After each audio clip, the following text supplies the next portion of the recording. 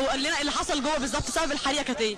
اللي حدث ان النيران بدات تتصاعد من المبنى من الدور الثالث، الدور فوق المسحور بمبنى الري من اعلى قاعه مجلس الشورى، وبدات تظهر النيران في مكتبين او 3 مكاتب.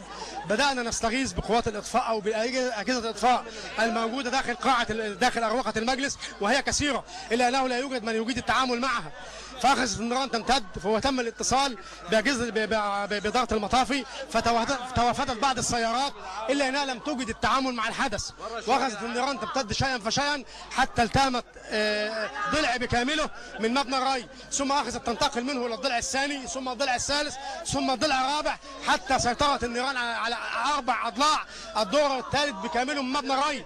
ثم بدات تنتقل النيران من بعد ذلك الى الطابق الثاني عن طريق تساقط الشبابيك الخشب، وهي شبابيك قديمه وعتيقه، الى الادوار الادنى، فاخذت تنتشر النيران من الدور الى الدور الثاني ثم الدور الاول. اتت النيران على اللجان النوعيه بمبنى الري بكاملها، وعلى امانات اللجان النوعيه، وعلى اداره شؤون الاعضاء، واداره المضابط، واداره الجدول، وادارات التدريبات والوثائق واستجوابات النواب واسئلتهم وطلبات وثائق وتاريخ مجلس الشعب المصري اتت عليه النيران بكامل ودمرته بالكامل، ولا يوجد اي قدر من امكانيه وكفاءه التعامل، حتى عربات الاطفاء التي توافدت بالعشرات بعد ذلك. قبل العصر بساعه الحريقه كانت شغاله، كان في دخنه بس ما كانش في مطاف ولا حاجه. احنا من الساعه 4 شايفين الدخان طالع، للاسف ما فيش مطافي بتيجي تبص واللي يجي يصور يمشوه، ما فيش مطافي خالص. لسه المطافي جايه بقالها نص ساعه، النار زادت وولعت جامد قوي، واحنا مش طايقين من الريحه، ونزلونا من فوق وقالوا لنا امشوا. حضرتك انا شغال هنا في المبنى،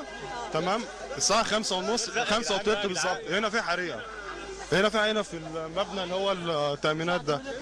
فجينا بعدها بساعه ونص جت المطافي، والطيارات لسه جايه، ما فيش حوالي نص ساعه ولا ساعه. عايزين نفهم يعني ليه الاهمال ده؟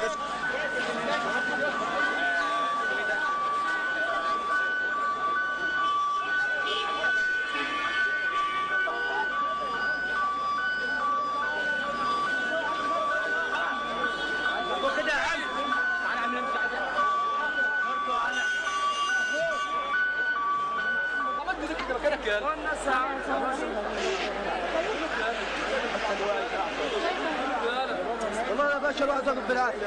ايوه والله نعيش هنا.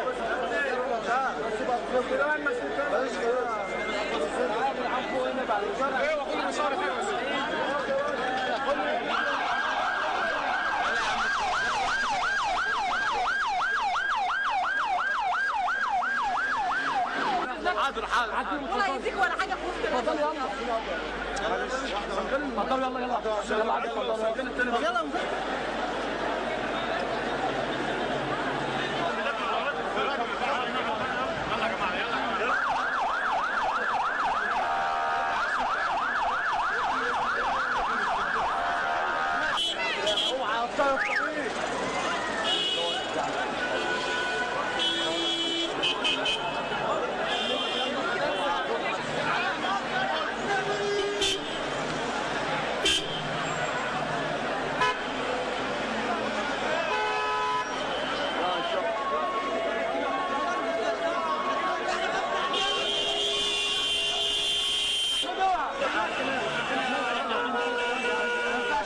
هجيب لك طب ممكن انت ورا يا جدعان وصوروا ورا وصوروا.